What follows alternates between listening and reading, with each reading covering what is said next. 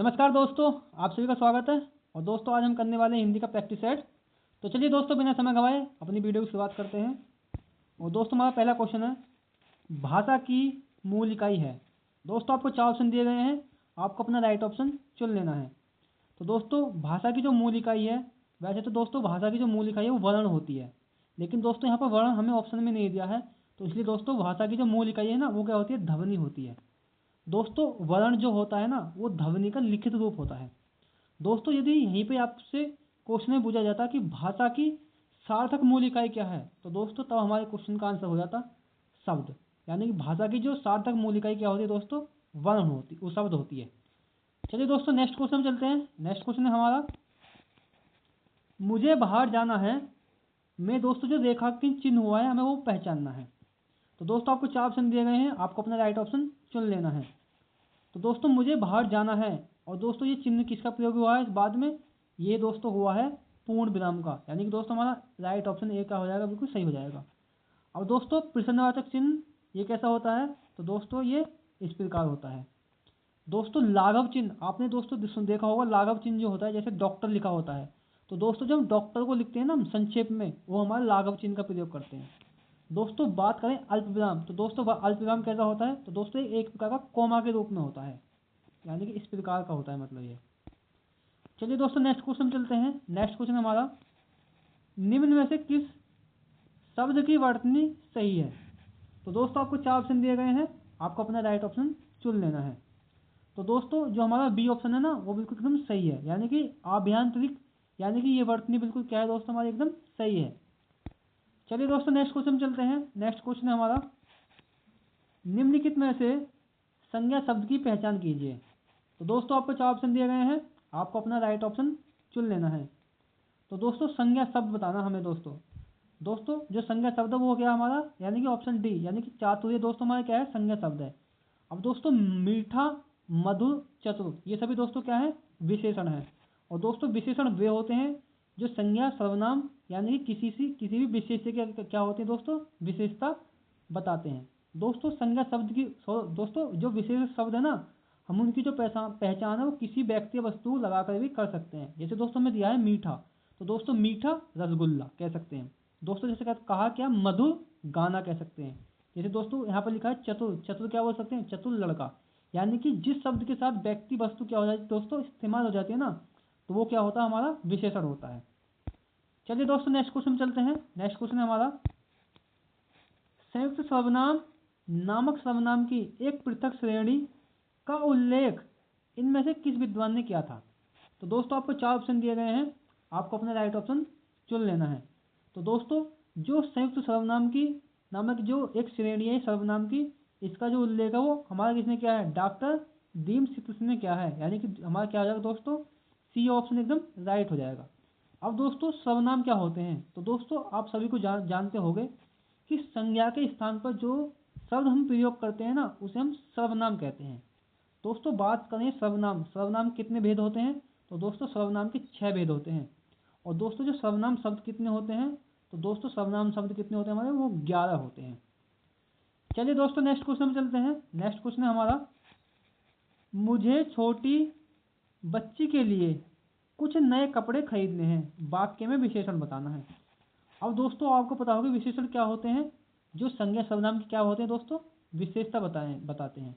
तो दोस्तों जो हमें ये वाक्य दिया गया है ना, हमें इसमें ये चुनना है, यानी कि हमें ये ढूंढना है कि इसमें कितने विशेषण का प्रयोग किया गया है। तो दोस्तों इस क्वेश्चन का जो राइट ऑप्शन है ना वो हो जाएगा ऑप्शन 3, यानी कि ऑप्शन ए, यानी कि इसमें क्या दोस्तों 3 विशेषण इसमें यूज हुए हैं। दोस्तों सबसे पहला हुआ है नए, नए क्या होता है, किसी की विशेषता बताता है। कुछ, कुछ हो जाएगा हमारा दोस्तों। और दोस्तों क्या हो जाएगा एक हमारा छोटी, तो दोस्तों ये क्या है, इसमें विशेषण शब्द है। चलिए दोस्तों नेक्स्ट क्वेश्चन चलते हैं। नेक्स्ट क्वेश्चन हमारा, इनमें से क्रिया के किस रूप में कर्ता के अनुसार लिंग परिवर्तन नहीं होता है। तो दोस्तों आपको 4 ऑप्शन दिए गए हैं, आपको अपना राइट ऑप्शन चुन लेना है। तो दोस्तों इस क्वेश्चन का जो राइट ऑप्शन है ना वो हो जाएगा ऑप्शन बी, यानी कि भूतकाल रूप में। दोस्तों हमारा क्या होता है, कर्ता का जो लिंग है ना वो कभी क्या होता है दोस्तों, परिवर्तन नहीं होता है, जबकि दोस्तों बाकी सब में परिवर्तन हो जाता है। चलिए दोस्तों नेक्स्ट क्वेश्चन पे चलते हैं। नेक्स्ट क्वेश्चन है हमारा, निम्नलिखित में से कौन सा शब्द अवयव नहीं है। तो दोस्तों आपको 4 ऑप्शन दिए गए हैं, आपको अपना राइट ऑप्शन चुन लेना है। तो दोस्तों इस क्वेश्चन का जो राइट ऑप्शन है ना वो हो जाएगा ऑप्शन ए, यानी कि जूता। अब दोस्तों अवयव नहीं है, तो दोस्तों जूता क्या है, जूता एक संज्ञा है। अब दोस्तों बात करें हम आज और भीतर, ये क्या होते हैं दोस्तों, अवयव हैं हमारे। दोस्तों अवयव क्या होते हैं, तो दोस्तों अवयव वो वे अविकारी शब्द होते हैं जो लिंग वचन कारक काल के अनुसार क्या होता है दोस्तों, उनमें परिवर्तन नहीं होता है। चलिए दोस्तों नेक्स्ट क्वेश्चन चलते हैं। नेक्स्ट क्वेश्चन है हमारा, निम्नलिखित में से इकारांत संज्ञा स्त्रीलिंग नहीं है। तो दोस्तों आपको 4 ऑप्शन दिए गए हैं, आपको अपना राइट ऑप्शन चुन लेना है। दोस्तों बात करें इकारांत संज्ञा। अब दोस्तों इकारांत किसे कहते हैं, तो दोस्तों जिस शब्द का अंत हमारी बड़ी ई पर खत्म होता है ना, जिस शब्द का अंत बड़ी ई पर खत्म होता है वो सभी हमारे शब्द क्या होते हैं, इकारांत होते हैं। जैसे दोस्तों मैंने नदी लिखा, तो नदी में जो क्या है बाद में बड़ी ई आई है, टोपी इसमें बड़ी ई आई है, उदासी इसमें बड़ी ई आई है। तो दोस्तों ये सभी शब्द क्या है, हमारे इकारांत शब्द हो जाएंगे। लेकिन दोस्तों जो पहिया है ना, ये हमारा क्या है दोस्तों, इकारांत शब्द नहीं है। तो यानी कि इस क्वेश्चन का जो राइट ऑप्शन क्या हो जाएगा दोस्तों, ऑप्शन डी हो जाएगा। चलिए दोस्तों नेक्स्ट क्वेश्चन चलते हैं। नेक्स्ट क्वेश्चन हमारा दोस्तों, परसर्ग वे सहायक शब्द हैं जो जो क्या होते हैं दोस्तों। तो दोस्तों आपको 4 ऑप्शन दिए गए हैं, आपको अपना राइट ऑप्शन चुन लेना है। तो दोस्तों परसर्ग क्या होते हैं, तो दोस्तों जो कारक होते हैं ना उन्हें क्या कहते हैं, परसर्ग कहते हैं। दोस्तों कारक कितने होते हैं, तो दोस्तों कारक कितने, 8 होते हैं दोस्तों। अब दोस्तों कारक होते क्या हैं, तो दोस्तों कारक जो होते हैं ना वो संज्ञा सर्वनाम यानी कि विशेष्य का क्या करते हैं, क्रिया के साथ क्या बताते हैं दोस्तों, संबंध बताते हैं। यानी कारक दोस्तों हमारे संज्ञा सर्वनाम के साथ जो क्रिया के साथ क्या होते हैं दोस्तों, संबंध स्थापित करते हैं। दोस्तों इस क्वेश्चन का राइट ऑप्शन है वो क्या हो जाएगा, ऑप्शन ए हो जाएगा। यानी कि शब्दों के बीच क्या करेंगे, वो संबंध स्थापित कर देते हैं कारक हमारे। चलिए दोस्तों नेक्स्ट क्वेश्चन चलते हैं। नेक्स्ट क्वेश्चन हमारा, अलमारी किस भाषा का शब्द है। तो दोस्तों आपको 4 ऑप्शन दिए गए हैं, आपको अपना राइट ऑप्शन चुन लेना है। तो दोस्तों हमारे जो भारत था, भारत जो है दोस्तों, भारत देश में बहुत से मतलब विदेशी भारत में आए, जैसे ब्रिटेन भी आए थे, पुर्तगाली भी आए थे, फ्रांसीसी भी आए थे, अरबी भी आए थे, फारसी भी आए थे। तो दोस्तों इसलिए क्या, जब वो आए हमारे देश में तो क्या हुआ, उनके जो शब्द थे ना वो हमारे देश में भी उनका यूज किया गया। तो यहाँ तो दोस्तों वहाँ से हमें क्वेश्चन पूछा जाता है कि इनमें से किस शब्द, मतलब ये शब्द जो किस देश से लिया गया है। तो दोस्तों हमको बताना है कि अलमारी जो होता है ये किस देश का शब्द है। तो दोस्तों जो अलमारी शब्द है ना वो है पुर्तगाली का, यानी कि ऑप्शन बी क्या हो जाएगा, हमारा राइट हो जाएगा। अब दोस्तों पुर्तगाली से क्या क्या लिया गया पुर्तगाल से, तो दोस्तों जो तंबाकू शब्द है वो भी हमारे पुर्तगाल से लिया गया है। और दोस्तों हमारा क्या बोलते हैं, साबुन हो जाएगा, बाल्टी हो जाएगा, यानी कि बहुत सारे शब्द है जो हमारे क्या पुर्तगाल से लिए गए हैं। चलिए दोस्तों नेक्स्ट क्वेश्चन चलते हैं। नेक्स्ट क्वेश्चन हमारा, निम्नलिखित में नी उपसर्ग का प्रयोग किस शब्द में हुआ है। तो दोस्तों आपको 4 ऑप्शन दिए गए हैं, आपको अपना राइट ऑप्शन चुन लेना है। तो दोस्तों उपसर्ग किसे कहते हैं, तो दोस्तों उपसर्ग वे शब्दांश होते हैं जो किसी शब्द के प्रारंभ में लगकर, मतलब किसी शब्द के आगे लगकर उसके क्या करते हैं दोस्तों, नए शब्द का क्या करते हैं, निर्माण कर देते हैं। तो उन्हें क्या कहते हैं, उपसर्ग कहते हैं। अब दोस्तों बात करें निराशा में दोस्तों किस उपसर्ग का प्रयोग हुआ है, तो दोस्तों इसमें निर प्लस आशा यानी कि निरुपसर्ग बना है इसमें। निष्कासन में दोस्तों कौन सा उपसर्ग लगा है, तो निष्क प्लस कासन में कासन उपसर्ग लगा है इसमें, मतलब निस उपसर्ग लगा है। ऐसे दोस्तों बात करें निष्फल में, तो निष्फल में दोस्तों निस प्लस फल यानी कि निस उपसर्ग लगा है। और दोस्तों बात करें निगम में कौन सा उपसर्ग है, तो इसमें नी उपसर्ग लगा है यानी कि नी प्लस गम। यानी कि दोस्तों इस क्वेश्चन का हमारा राइट ऑप्शन डी हो जाएगा। चलिए दोस्तों नेक्स्ट क्वेश्चन चलते हैं। नेक्स्ट क्वेश्चन हमारा, मिठास शब्द में किस प्रत्यय का प्रयोग हुआ है। तो दोस्तों आपको 4 ऑप्शन दिए गए हैं, आपको अपना राइट ऑप्शन चुन लेना है।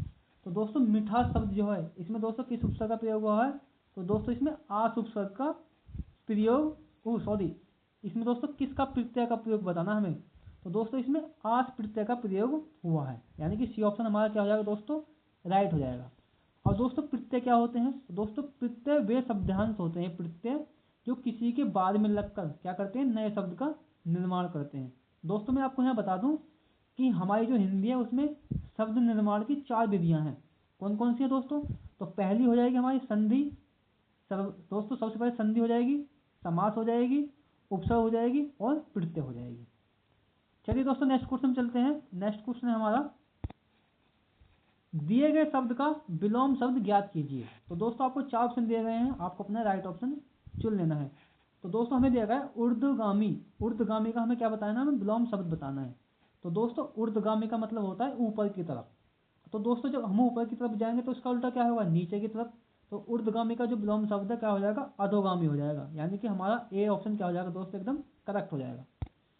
चलिए दोस्तों नेक्स्ट क्वेश्चन चलते हैं। नेक्स्ट क्वेश्चन है हमारा, निम्न में से कौशल चातुर्य का पर्यायवाची कौन सा नहीं है। तो दोस्तों आपको 4 ऑप्शन दिए गए हैं, आपको अपना राइट ऑप्शन चुन लेना है। तो दोस्तों जो पटुता है, प्रवीणता है, दक्षता है, यानी कि ये सभी क्या होते हैं दोस्तों, कौशल के पर्यायवाची होते हैं। लेकिन दोस्तों सरिता है, सुर सरिता, तो दोस्तों ये किसका होता है, तो दोस्तों ये नदी का पर्यायवाची होता है। यानी कि इस क्वेश्चन का जो राइट ऑप्शन है वो हो जाएगा ऑप्शन डी। चलिए दोस्तों नेक्स्ट क्वेश्चन चलते हैं। दोस्तों यदि आपको वीडियो थोड़ी सी पसंद आ रही हो तो इसको एक लाइक कर दीजिए। और चलिए दोस्तों नेक्स्ट क्वेश्चन हमारा, निम्न में से कौन सा शब्द अनेकार्थी है। तो दोस्तों आपको 4 ऑप्शन दिए गए हैं, आपको अपना राइट ऑप्शन चुन लेना है। तो दोस्तों इस क्वेश्चन का जो राइट ऑप्शन है वो क्या हो जाएगा, ऑप्शन ए, यानी कि अर्थ। दोस्तों अर्थ जो होता है इसके अनेक शब्द होते हैं, क्योंकि दोस्तों अर्थ का अर्थ क्या होता है, अर्थ का मतलब धन से भी होता है, यानी कि अर्थ के अनेक शब्द होते हैं। तो दोस्तों ये क्या है, एक अनेकार्थी शब्द है। चलिए दोस्तों नेक्स्ट क्वेश्चन चलते हैं। नेक्स्ट क्वेश्चन है हमारा, अनिल अनल का सही अर्थ देने वाला शब्द युग्म है। तो दोस्तों आपको 4 ऑप्शन दिए गए हैं, आपको अपना राइट ऑप्शन चुन लेना है। तो दोस्तों अनिल और अनिल का हमें सही अर्थ बताना है। दोस्तों ये समश्रुति भिन्नार्थक शब्द से लिया गया क्वेश्चन है। तो दोस्तों इस क्वेश्चन का जो राइट ऑप्शन है वो हो जाएगा ऑप्शन ए, क्योंकि दोस्तों अनिल माने क्या होता है, वायु होता है, जबकि अनल माने क्या होता है, अग्नि होता है। चलिए दोस्तों नेक्स्ट क्वेश्चन चलते हैं। नेक्स्ट क्वेश्चन है हमारा, बिना देख रेख का जानवर वाक्यांश के लिए एक शब्द का बताना है हमें। तो दोस्तों आपको 4 ऑप्शन दिए गए हैं, आपको अपना राइट ऑप्शन चुन लेना है। तो दोस्तों जो बिना देख रेख का जानवर होता है ना, उसे हम क्या कहते हैं, उसे कहते हैं हम अनेर। यानी कि दोस्तों हमारा सी ऑप्शन क्या हो जाएगा, एकदम करेक्ट हो जाएगा। चलिए दोस्तों नेक्स्ट क्वेश्चन चलते हैं। नेक्स्ट क्वेश्चन है हमारा, स्वर संधि में किसका मेल होता है। तो दोस्तों आपको 4 ऑप्शन दिए गए हैं, आपको अपना राइट ऑप्शन चुन लेना है। तो दोस्तों इस क्वेश्चन का जो राइट ऑप्शन है ना वो हो जाएगा ऑप्शन ए, यानी कि स्वर संधि में दोस्तों स्वर शब्द के साथ मेल होता है स्वर संधि में। और दोस्तों व्यंजन संधि क्या होती है, तो दोस्तों व्यंजन संधि में व्यंजन के साथ स्वरों का मेल होता है और दोस्तों व्यंजन का मेल होता है। दोस्तों बात करें स्वर संधि तो दोस्तों कितनी प्रकार की होती है, ये 5 प्रकार की होती है। दोस्तों जो संधि है वो कितने प्रकार की होती है, हमारी संधि 3 प्रकार की होती है, स्वर संधि, व्यंजन संधि और विसर्ग संधि। चलिए दोस्तों नेक्स्ट क्वेश्चन चलते हैं। नेक्स्ट क्वेश्चन है हमारा, यथोचित में किस समास का उदाहरण है। तो दोस्तों आपको 4 ऑप्शन दिए गए हैं, आपको अपना राइट ऑप्शन चुन लेना है। तो दोस्तों समास जो है, समास के कितने भेद हैं, तो दोस्तों समास के कितने भेद हैं, तो दोस्तों समास के 6 भेद होते हैं। तो दोस्तों उसी में से हमसे पूछा गया है कि यथोचित जो है वो किस समास का उदाहरण है।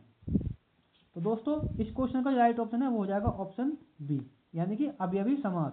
दोस्तों अवयवी समास की पहचान बताता हूँ। अवयवी समास क्या होते हैं दोस्तों, जिन शब्दों के साथ अनु प्रति वे मतलब अनेक शब्द लगे हो पाए जाते हैं तो उन्हें क्या कहते हैं, जो दोस्तों हम उन्हें क्या बोलते हैं, मतलब अवयवी समास बोलते हैं।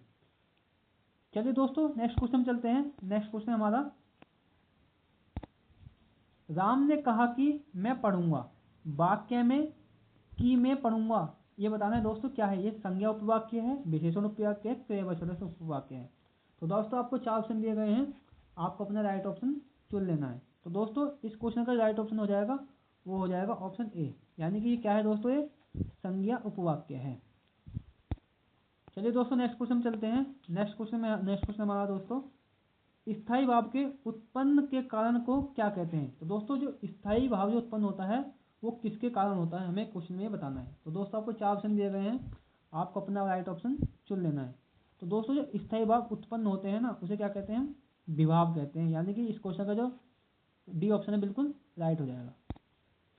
चलिए दोस्तों नेक्स्ट क्वेश्चन चलते हैं। नेक्स्ट क्वेश्चन है हमारा, छंदों की दृष्टि से गणों की संख्या कितनी होती है। तो दोस्तों आपको 4 ऑप्शन दिए गए हैं, आपको अपना राइट ऑप्शन चुन लेना है। दोस्तों बात करें छंद, दोस्तों छंद के जो भेद हैं वो कितने होते हैं। दोस्तों वैसे छंद के 4 भेद हैं, लेकिन वैसे मुख्यतः दोस्तों 3 भेद होते हैं छंद के। कौन कौन से? एक वर्णनिक होता है, एक मात्रिक होता है, एक क्या होता है दोस्तों शाब्दिक वर्ण, एक शब्द वाला छंद होता है। तो दोस्तों गणनों की संख्या पूछिए हमसे, तो दोस्तों गणनों की संख्या कितनी होती है? वो होती है दोस्तों 8, यानी कि हमारा सी ऑप्शन क्या हो जाएगा दोस्तों, एकदम राइट हो जाएगा। चलिए दोस्तों नेक्स्ट क्वेश्चन चलते हैं। नेक्स्ट क्वेश्चन हमारा अलंकार का हमें दोस्तों शाब्दिक अर्थ बताना है। तो दोस्तों आपको 4 ऑप्शन दिए गए हैं, आपको अपना राइट ऑप्शन चुन लेना है। तो दोस्तों अलंकार का जो शाब्दिक अर्थ होता है वो क्या होता है? आभूषण होता है। तो दोस्तों यदि अलंकार की परिभाषा की बात करें तो वो क्या होती है? काव्य की शोभा बढ़ाने वाले शब्दों की दोस्तों क्या कहते हैं? अलंकार कहते हैं। और दोस्तों अलंकार कितने भेद होते हैं? अलंकार के 3 भेद होते हैं। एक शाब्दिक होता है, एक शब्द अलंकार होता है, एक अर्थ अलंकार होता है, और दोस्तों क्या होता है? एक उभय अलंकार होता है।